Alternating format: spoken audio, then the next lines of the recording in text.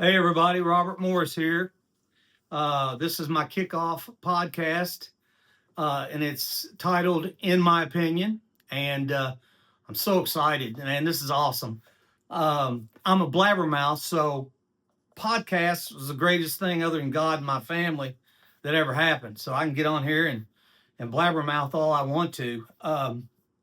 And I'd like to thank my director and my assistant director for being here. He had a busy day today with it being Veterans Day. And I want to, say Happy Veterans Day to all the veterans. My dad was a Korean War veteran. He boxed, he carried a gun, and he did all those kinds of things. And he's 92 right now. He's got dementia real bad, but he was in the Korean War. And my father-in-law was uh, Dennis Newberry was in World War II, and he had a big ceremony at church Sunday night that was awesome. I was in the Navy, and I think everybody who serves in the military are really smart folks because there's a lot of advantages to being in the military. But the one thing other than you can't think of anybody that would lay their life on the line for you. Two people come to mind when I think of someone who would take a bullet for me, and first and foremost is Jesus Christ, our Lord and Savior. He died on the cross for our sins, and he and our military. These guys join, and they're not, never know if there's going to be a conflict breakout or not. But even if there's not a conflict or a war, you just think about our sailors that, they'll leave their families and go on, 6, 8, 10-week tours, 6-month tours. Submarine sailors are under the ground, under the water for a long time. They have to leave their families, and that's hard.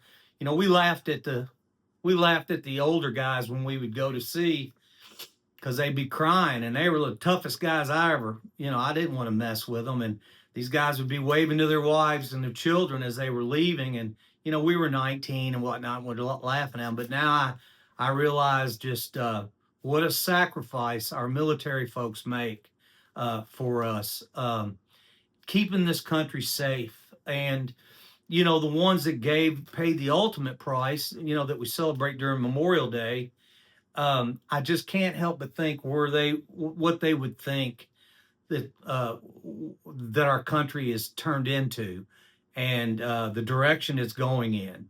And I hope this podcast helps our country go into a positive direction. And there's only one way that it will, and that's putting God first in our lives, and taking care of ourselves. I You can see back behind me I still have my Thanksgiving harvest decorations. One thing that I kind of gets under my skin is during this time of year, I just went for a walk, and on my street, there's like 5 or 6 Christmas trees already up. And so we really have to be conscious about our farmers and the work they do and the harvest and the food that they produce. And the small farmer is under attack. Big corporation is coming after the small farmer. So keep the small farmer in your prayers. Um, and if you can shop at these, I went to the little mercantile store downtown, and I think she's selling home bought, home processed meats, steaks and things like that. So if you can buy homegrown pork and beef and things like that, do it. You're not. I don't think you're going to pay that much more, especially with the prices that are at the grocery store. But we need to give thanks for our harvest and our food and the roof over our heads and the shirts on our back. Let's be thankful, and then we can go into Christmas and celebrate the birth of Jesus. And but the Christmas trees are cool, man. I love Christmas lights. And what about the snow we had yesterday? My wife was off, and we were here, and just having a ball, making soup, and it was just cool, man. NASCAR's over, and I'm just kind of bummed out. Got my old throwback NASCAR Kleenex Racing shirt on, and NASCAR's over, but hey, there's hope. Figure skating started, so we can all tune into figure skating and watch that. But anyway, I we talked about Veterans Day and how important that is. I don't want to skim over Veterans Day. I got invited to the Apollo Veterans celebration, and my friend of mine that's on the junior ROTC there invited me, and so I went, and it was wonderful. The teachers at Apollo and the students and the choir and the orchestra and the principal and the guest speakers. It was just fantastic. I met fellow veterans, and I was looking on social media, and all the Davis County public schools, and I think Owensboro public schools really did a great job. I'm critical of our public and county school systems and things. Not as bad here in Owensboro, but nationwide, I'm very critical of the school system. But I'm going to give them a 1 out of 10. I'm giving them a 10 on how they celebrated Veterans Day today. Our resource officers that were there protecting us, it was good to see them. It's good to see that we have resource officers that are willing to protect our students and our teachers. And that celebration was great. I got a coin. I got a really cool coin that they gave me, and I'll cherish that forever. And I'm probably am going to go through a potpourri of topics today. I've got a bunch to talk about, but I did attend a meeting at Brescia. It was the Hardwood Institute, and I went to the first one of the Hardwood Institute, and it's a group that is supposed to tell you what you can do to maybe bring the citizens of Davis County and Owensboro together, since there's such a huge split these days, spiritually, mentally, physically, politically. We're so split down the middle. And there was a reason why they said united we stand and divided we fall. And if we keep dividing, we're in big trouble. But they hit on some good things that I listened to. Really, just one of the good things that was they brought up, and Judge Caslin said this a few meetings ago for the county commissioners, and I've known it and thought about it for a long time, because I attend some of these meetings that have the same boards and the same people.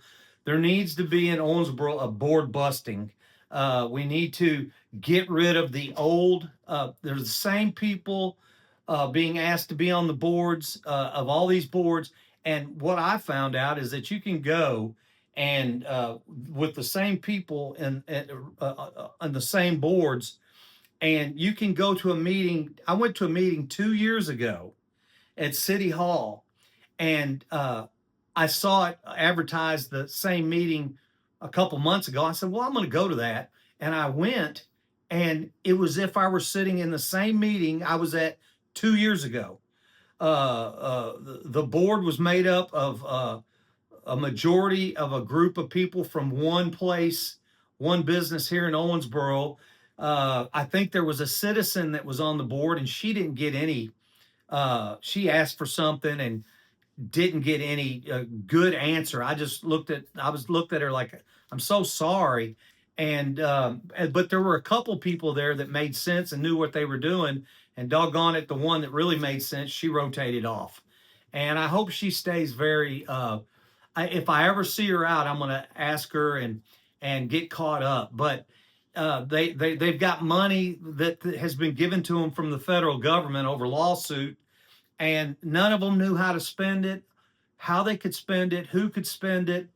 One side argued, a city commissioner came and she didn't offer anything, and said, well, this guy said that we can only spend it here, and then the woman I really respect and I know is smart and on top of things. She said, "No, that's not the. Well, I'll get the attorney general to tell me how we can spend this." So, but we were going through this. They were hashing these issues out 2 years ago. So we've got to have a board bust, and we've got to get new people who are energetic, who don't serve on 100 different boards. And the excuse why things aren't getting done is number one, I ain't getting paid, or number two, I've got a job other than this, or number three, I don't have time to do this. That's a horrible excuse. If you're going to be on a board, you should be uh, willing to dedicate a certain amount of your time to that board and get things done on time and on budget. Because all these boards are kindly sympathetic boards where they're sympathizing with homeless or folks on drugs or folks that can't find a house or a job or folks with mental issues or senior citizens. Time is of the essence to get things done if you're going to be on a board. And I went to the Hardwood Institute and the meeting at Brescia, and that was, one of the things I agreed with the guy, and probably one of the few things I agreed with him. They gave a free book, and if anybody wants it, I kind of skimmed through it, and you're I'm more than happy to let you have it. Of course, the Lincoln dinner for the Republican Party, both parties, the Democrats and Republicans, had kindly their big dinners this week. I didn't go to the Democratic one, but I did go to the Republican one. I am a Republican, and but I'm trying, and we'll talk about some Democrat and Republican races tonight. But I went to the Republican Lincoln dinner because I wanted to speak to. I like Nate Morris. Nate Morris is a businessman. He's got a nationwide, international business. He grew up very meek and humble. He's a hard worker. He creates a paycheck for folks, pays a lot of taxes. I mean, he's just a hardcore businessman, and he a lot of the things that he likes, I like. So I like Nate Morse. I'm sure the other guys, Barr, Andy Barr, Daniel Cameron, Ferris, Michael Ferris, and Nate Morse are the three running for Mitch McConnell's seat, or the four running for Mitch McConnell's seat. I like Nate Morse. I don't know if it's because we got the same last name, but I know he's very personable. He knows me. When I've only met him twice, he knows me. He calls me out, and I like him because I think that he will attack fraud, waste, and abuse in our local, in our state government. He will be very fiscally responsible, and I like that in him. And then after that, I'm a Cameron guy. I voted for Cameron for governor, and the reason Barr and Ferris aren't in for me is I don't know them. I went to listen to Ferris once at the headquarters here in Owensboro, and I went to listen to Barr once, and I asked them both questions they couldn't really answer, and they were simple questions. So, I like it when you can answer a question, um, and and they're not questions like nuclear physics or submarine building or anything. They're questions that I thought they said they were experts on, and they couldn't answer the question. Not as much Ferris. I couldn't get a word with him, but Barr, I asked him a question and he couldn't answer it. He kind of went on to, and I understand they're kind of that's what they do. They've got what they want to say in their head, and they'll say it no matter what your question is, what's on their agenda. That's what they say, and I get it. But Nate Morris is not like that as far as I'm concerned. This guy, he's good. And I know I'm going against the Republican establishment when I root for him, because I think around here it's a Cameron thing. But that's what makes it so good. I mean, that's what makes politics so good. You can make your choice. That's why I think that's kind of what democracy is that everybody gets a say in what they want. A lot of people don't understand what democracy is. It's where the one person, he still gets his say, no matter if 99 others say it differently. So, that race is heating up, and that's cool, and I like that. And I tell you, another race that's heating up that I like is the Kentucky seventh district. Lori Campbell, Democrat, and we've spoke at some rallies, and I'm a big sign guy. I love to hold signs up at the street corner that says, all kinds of weird stuff. But I dig it. That's my 18 holes of golf, man. I'm retired, and that's what I like. I love politics. I love talking politics or religion. I can talk about anything. But she approached me one time when I was holding a sign up, and she tried to, ask me what it meant. And I mean, you know, Stevie Wonder could have told you what it meant, but we carried on a good conversation, and she was very cordial and very nice, even though we think polar opposites. And to this day, when Lori sees me, she's very nice and says hello to me, and so I respect her for that, even though politically we're polar opposites. But she's running against Suzanne Miles. She threw her hat in the ring against Suzanne, which, a lot of people might have thought Suzanne was going to breeze through this unopposed, with no opposition. And I was so happy to see that, because I don't like to see people running unopposed. I think that is the water the on the political, leading you towards more political power and influenced by things that you shouldn't be influenced by. When you don't get opposed, it's almost like you're just writing a blank check to the on the taxpayer's dollar. So I know how that didn't make sense.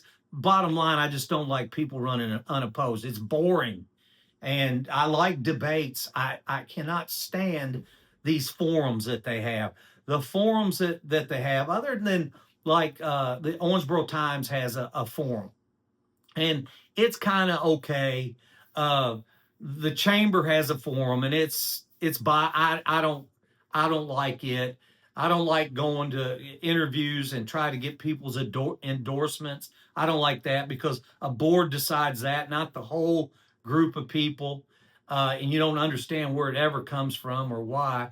But I like good hardcore debates, and we had a good one when I was running for city commissioner, and Darren Tapp said, "Hey, if you guys disagree, we got some boxing gloves. You can go out in the back and have it out." Well, I had a little disagreement with one of the sitting city commissioners, because I thought they spent way too much money on the acreage for the senior center. I mean, $125,000 an acre. And I was like, are you kidding me? When there was so many more better options.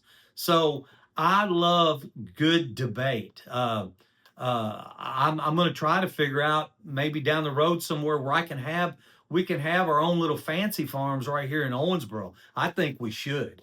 There's enough venues to do that. But anyway, Lori Campbell versus Suzanne Miles in the seventh district. That's gonna be fun to watch.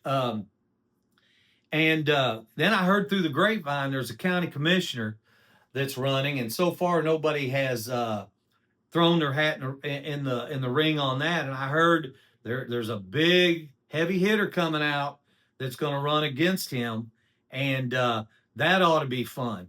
I'm not sure I like either one of them, but I'll have to just listen to the forums and ask questions and figure out which one I want to vote for. I mean, last year's mayor race, I didn't vote for either one. I didn't like either candidates. Um, and so I didn't vote for either one.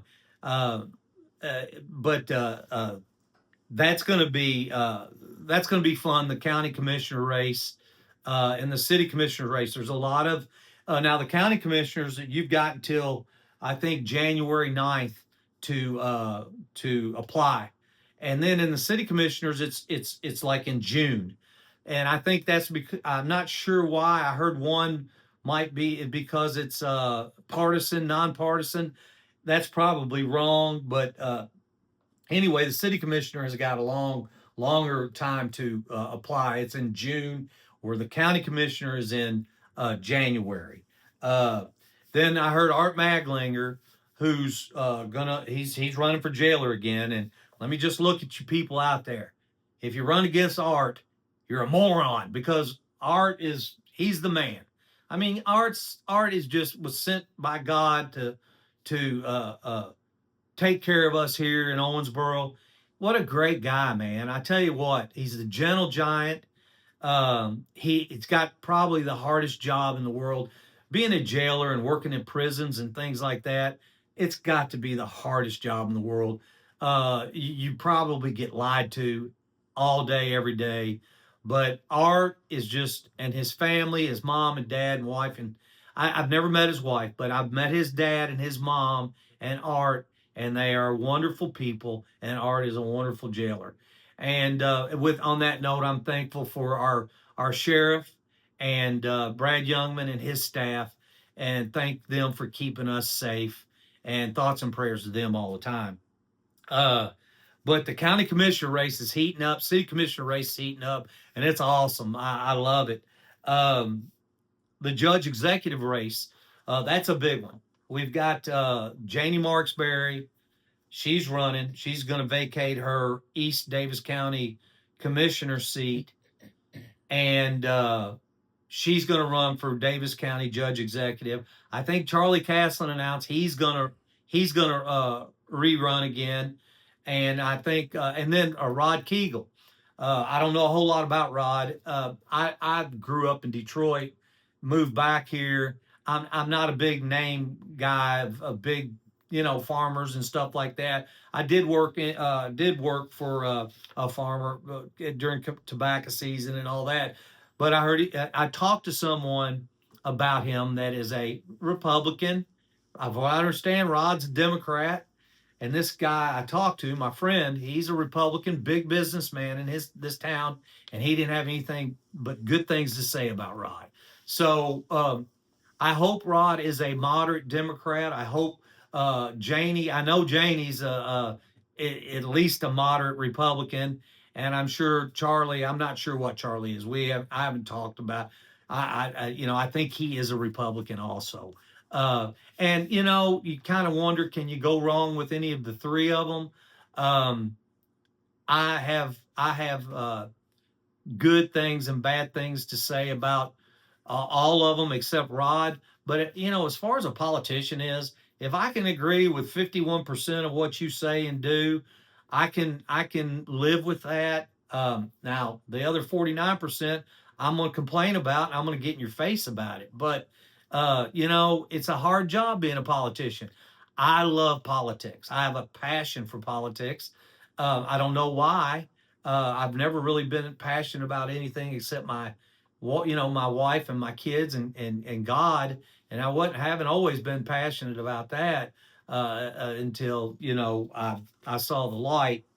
But then we've got I'm going to talk about some things here in a little bit, but I want to talk about the government shutdown and the economy and things like that. I'm happy to see that we're going to get the government reopened again. I understand the Senate voted on it. Rand Paul did not. To me, he's the biggest disappointment in Kentucky politics today. And then Massey, he's a disappointment. I like Guthrie, and I think I hope he stays honest and doesn't get power hungry. But I saw Rand Paul on CNN or one of those with Tim Kaine, who is the biggest. He was Hillary Clinton's choice for vice president, and Rand Paul and Tim Kaine were arm in arm talking bad about Donald Trump's tariffs and those kinds of things. Well, but let's get back to the shutdown and the economy and things like that. I filled up with gas the other day, and Jason Potts will be happy to hear this. That I started running some numbers on what I'm going to save on gas, with the gas prices being what they are, and close as I could calculate. And there's not a whole lot going on up here, but the closest I could calculate, I'm going to save about $700 a year in gas, where the gas prices are right now, between my wife and I. We're going to save about $700. And those are, like Spicoli said in Fast Times in Ridgemont High, those are some righteous bucks, man. So, and then prices, the price of natural gas and oil and those kinds of things are going down. Now, municipalities here in Owensboro, I'm sorry to say that, OMU sold out to another company. That other company sold out to another company. So we've got like three people we're paying for electricity. And that's in my opinion. And it's like the animal shelter. I mean, you get a third party involved and it blows up in your face. It fiscally doesn't work out. It's hard on everybody. But the CEO of Walmart said that the Thanksgiving baskets that would feed a family of 10 have gone down a lot. So things are happening. I mean, it's hard to come back from what was almost irreversible damage. And I'm just thankful that Donald Trump and JD Vance and their entire administration are working 24/7 to try to make things better in this country. And if you don't see that, like I said, you must be Stevie Wonder or Ray Charles, because like I said, I'm not the sharpest tool in the shed, and I can see it. I can see it on my gas. I can see it on my food. I can see it on those kinds of things. I can see it on my IRAs, my investments. I mean, you look at the stock market today, it was green big time, and it's been green for the most of the part since January. Uh, and let me tell you what, 4 years ago, I was wondering, and my parents were wondering, what in the heck is going on? And even my Democratic friends were saying, "My gosh, what's going on?" But 8 years ago, they were going, "Wow, we're doing great. Yeah, everything's fine. Our IRAs, our 401ks, everything's great." So, I mean, you can look and see that everything is better. And if you can't, then you're either not very smart or you're not very honest. And I'm reading a book, Christianity and Politics, and one of the real things that really sticks out on that is, I know you're like, Robert's reading a book. Yeah, I'm reading a book. It's easy reading. It's light reading. But he says, Richard Nelson says, when you're talking and having discussions with people, start with grace. Be graceful to folks when you're having conversations, but always land on the truth. And when you do that, then your conversations will go well with people. But I I wanted to go over that, and the big thing on the government shutdown was the air traffic controllers, which I don't fly, so I know they have to eat and all those things, so I felt bad for them as far as their needs for food and shelter and clothing. I felt bad for the air traffic controllers, but the people traveling and flying, I had no, I don't travel and fly. I know a lot of people. I got one of my best friends who flies and travels every week, man, and all of his employees fly and travel every week. So it's had to been hard on his business, but that seems like that's coming to an end. But then the other big thing was our military getting paid, and Trump said he's going to try to give the aircraft traffic controllers. President Trump said he's going to try to give them a $10,000 bonus, the ones that stayed on and worked for nothing. So that's awesome. He's always thinking like that. And but then the other thing was food stamps. They called it SNAP, but it's always been food stamps as far as I know. Do you know, in the state of Kentucky, I think there's 2 point some million people in the state of Kentucky. Almost 600,000 are on food stamps. Why is that? I mean, that is unbelievable. And I think that what's happening here, is that we're going to find a lot of waste, fraud, and abuse in the food stamp system, in the Medicaid system, in the Medicare system, and the Medicaid system, and all those kinds of things. And these big corporations, man, they just are. We got to look into all of my tax dollar money that's going into these big corporations, and giving them subsidies that they don't. It's a double subsidy. They're getting high as far as insurance companies. They're getting high deductibles and premiums and all those kinds of things, plus subsidies from the government. That's my tax dollars, and the math doesn't make sense. The business doesn't make sense. That's why I like Nate Morris. I think he'll come in and cut all of that in the state. I love Nate. Um, so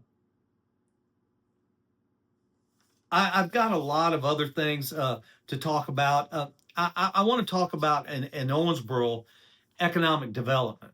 Well, I tell you, and I'll segue into economic development. But what I want to talk about is, you notice Home2 Suites opened up. It was a TIF project, which means TIF, whatever tax dollars. There's a certain allocated amount of tax dollars that go from that's created through tax and folks that come through there that goes back to Frankfurt, and Frankfurt throws us a bone.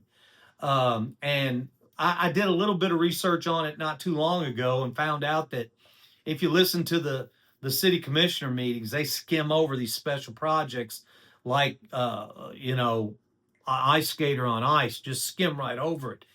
And so they finally opened the Home2 Suites. So hopefully money that's being generated there will go back to Frankfurt and we'll get some. Well, while this hotel has been under construction, and I'm not kidding you, in between 5 and 10 years, it went through COVID. Yeah, I'll give it that. But I went through COVID. Never missed a day at work during COVID.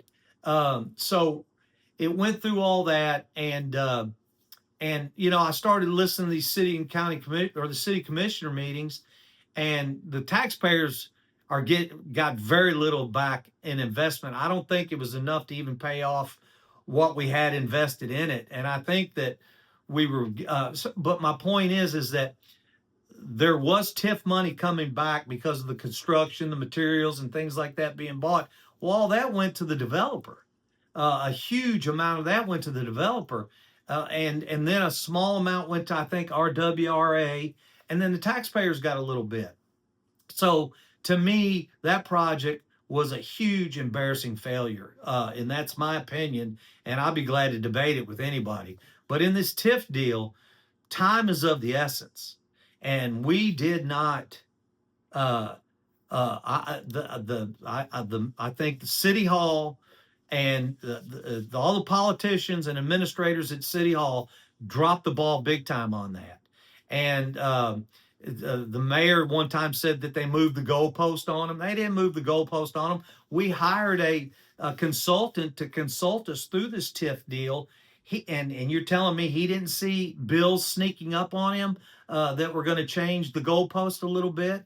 So now, what I don't like is that they finally, I guess they said, look, you better get this thing done, or we're going to pull the TIF designation from it. So you saw them start really kicking butt and taking names on it. Well, now here you are staying at a hotel downtown where it looks like they're building the Empire State Building around you. So, don't plan on sleeping in, because they're still building. And I thought the whole thing was supposed to be hotel. Talk about moving the goalposts. Now it's going to be retail, and it's going to be apartments and those kinds of things. And then I could roll into affordable housing, and where we're not even got a clue about affordable housing. You look at all these places downtown, $600,000 townhomes, and 2 bedroom, 2 baths. I mean, we are clueless in regards to affordable housing and those kinds of things, and how to create affordable housing, and how to do those kinds of things. But I want to get into the special projects part of the city commissioner meeting, which the city manager is supposed to go over special projects. Well, I don't like going down there because you only get 3 minutes, and that's why I love this podcast and Facebook. You got more than 3 minutes to express your. Everybody say, "Yeah, you hide behind Facebook and a podcast." No, I don't. I would go down there in a heartbeat and debate with you, but you give me 3 minutes. You look at you, they look at you like you're a zombie, and then if you get a little bit out of line, they have the police surround you, and then if you really get out of line and get out of line and get out of line and force them and tell them and call them out on the mistruths, then they'll give you a job, and that'll shut you up. We'll give you a job driving a truck or sanitation truck or something. But the city manager's job during the meetings is to go over the special projects, the pickleball court, the senior center, the downtown hotel. Um, what are some of the other ones? The sportsplex. Um, any type of special project that's on the taxpayer's back that they say there's a city commissioner that says private industry is going to pay for it. Well, yeah, look at the River Park Center, how that worked out, which, but anyway, you should not be skimming over these special projects.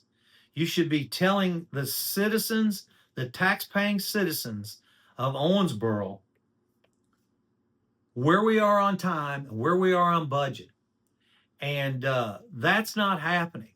And then you had here about 2 meetings ago, you had the city manager and the mayor in a heated discussions on out in the middle of everything about how good old boys how the mayor was saying that the property out at the old juvenile center out on the 54 corridor um, should have been put out to bid and all. Well, of course it should have. We broke even on that in hopes that we're going to get economic development and things on the tax roll, but we give away all these incentives first. We give away the land.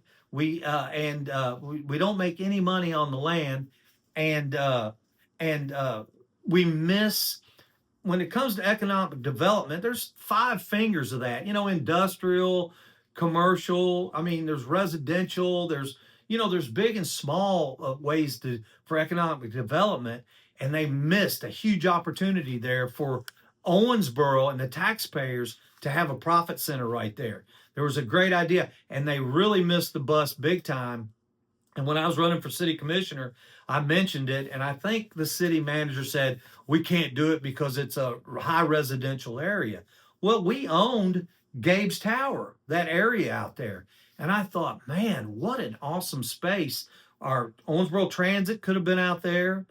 All kinds of retail, farmers markets, had a pedestrian crossing over the intersection there going to the green space where the old hospital was. That would have been a great place for a senior center, which I thought the Y was a great place for the senior center, and I could sell you on that in a heartbeat. But that would affordable housing, the Colonial House right there. Just think about the bowling alleys right there. There's a cool bowling alley. What a great place for all that to happen. Big parking lots, concerts.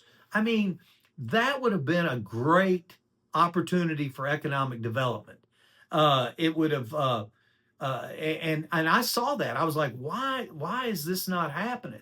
And there's a realtor in town that has got great vision for economic development too. And he and I share ideas. We think a lot alike, but we've got to start thinking about economic development in all different areas, not just trying to. And then you get into economic development. You get into outer loops. You get into I-65 corridors and things like that. And that's a whole another topic that I'd love to talk about. But what was cool, and I don't understand what happened all of a sudden. Maybe the mayor's like, well, I'm not going to run for mayor again, so I'm going to start saying this that the city manager sold it to his buddies and his group. But I've seen it ever since he's been mayor and he's been city manager. Today it's his good old buddy, and tomorrow it's his good old buddy.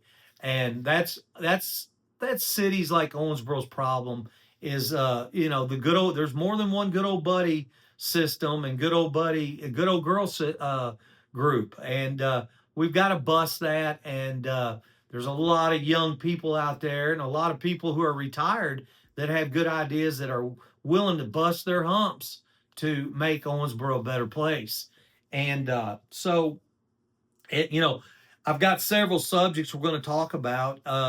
And I've just talked about one on the city special projects. We've got to do a better job out of City Hall informing the public about special projects. I mean, we got a pickleball court that's going to cost, it's already over budget. They said that the other day, didn't say how much, but I would say it's over time of getting it done also.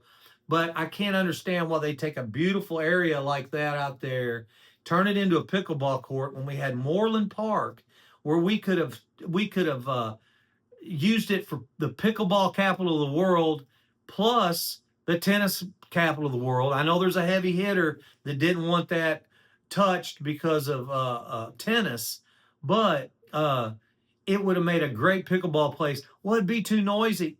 It's on Parish Avenue. It's noisy as all get out there. And pickleball, you're not even gonna probably hear the pickleballs with all the traffic.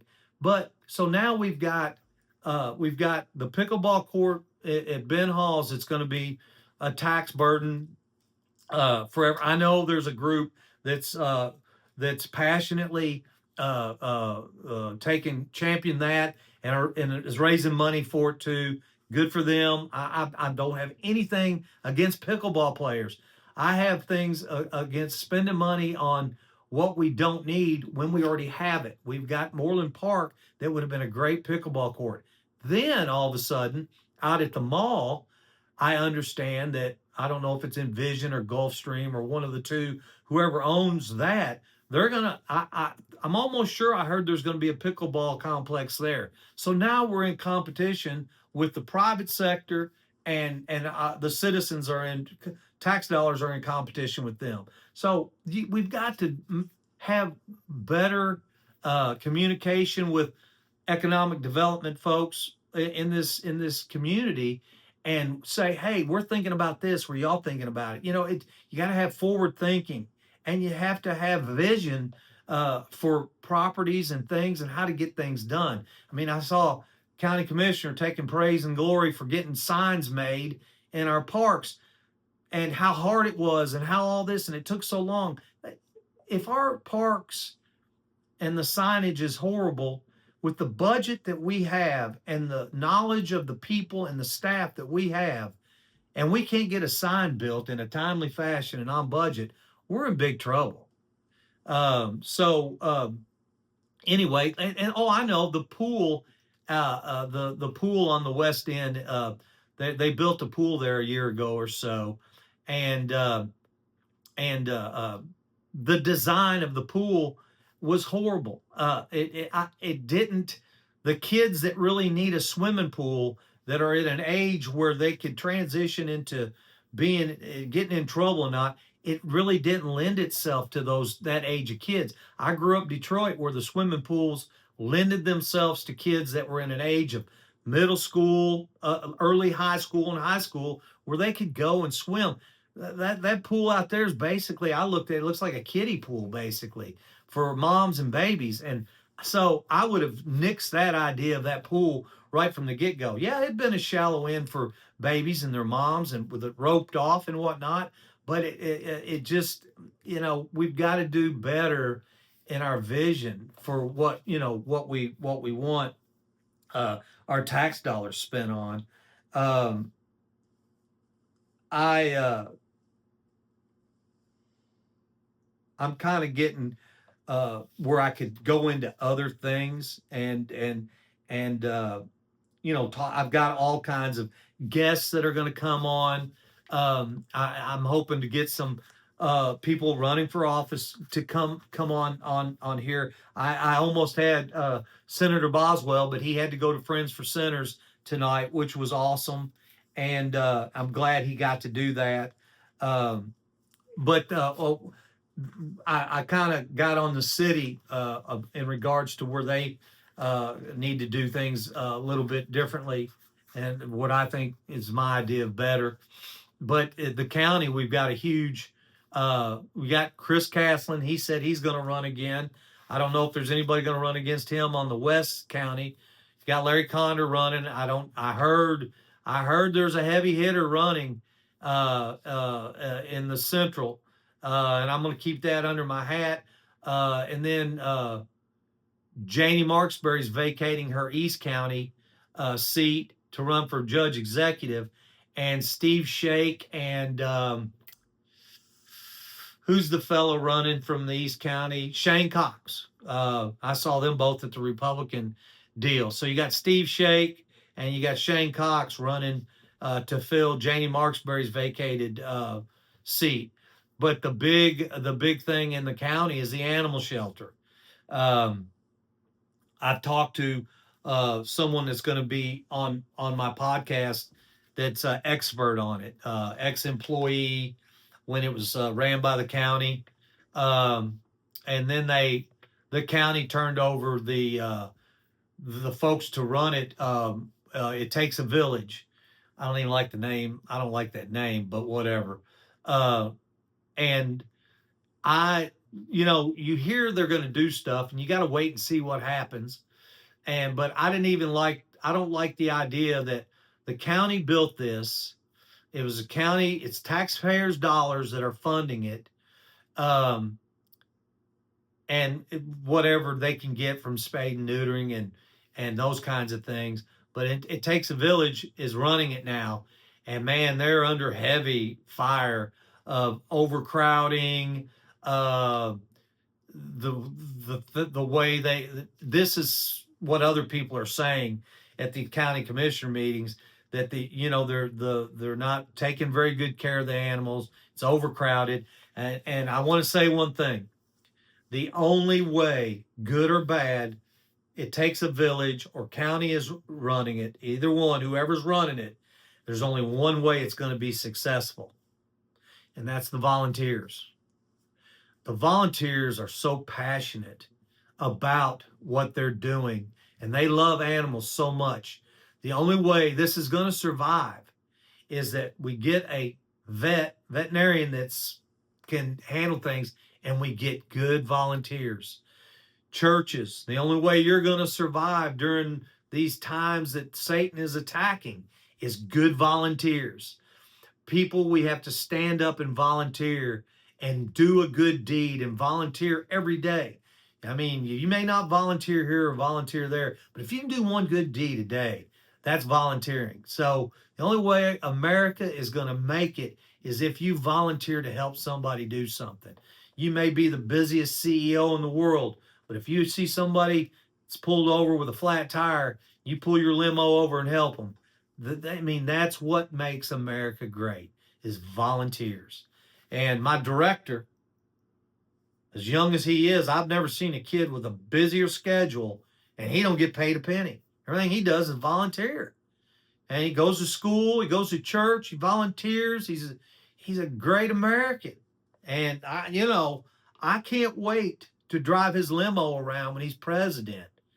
So anyway, but the shelter deal, uh, you got Janie Marksbury hashing it out with Caslin, Judge Caslin.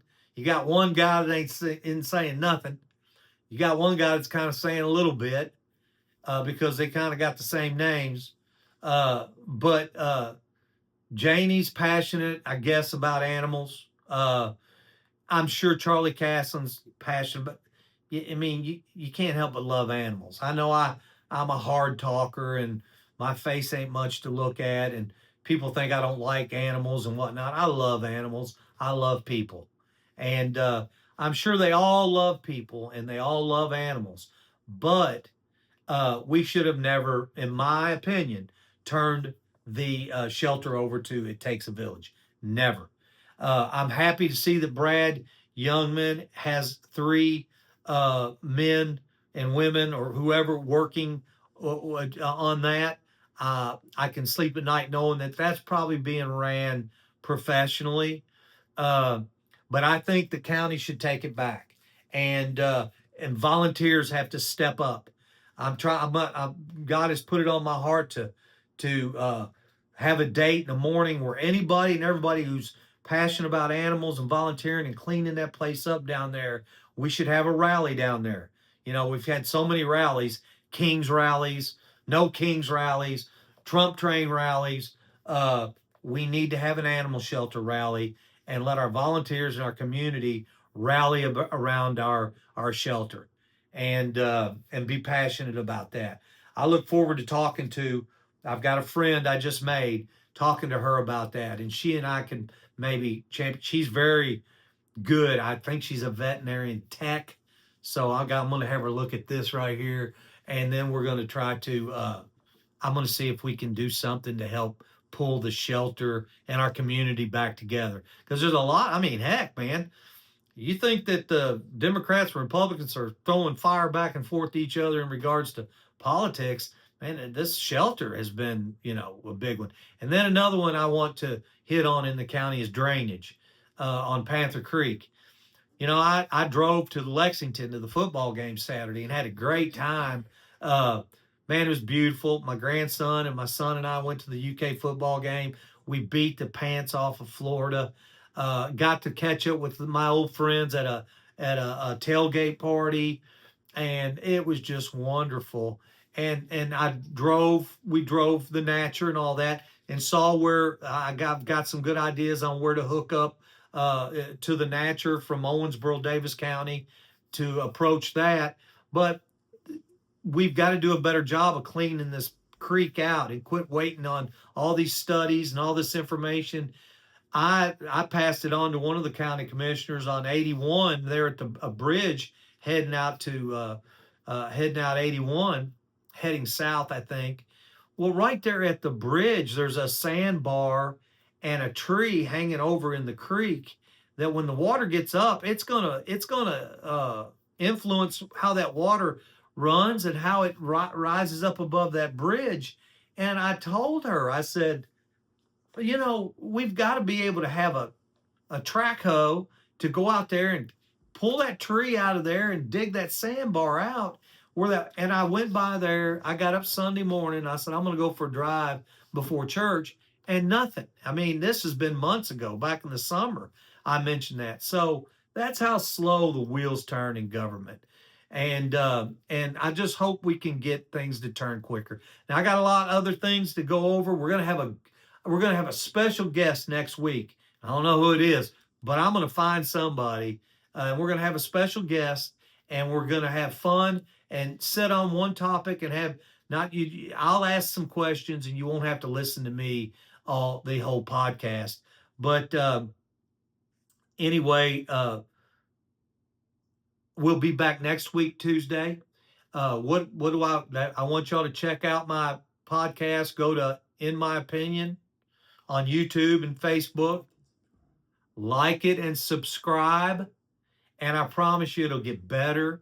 It'll get more informative. It'll be more entertaining.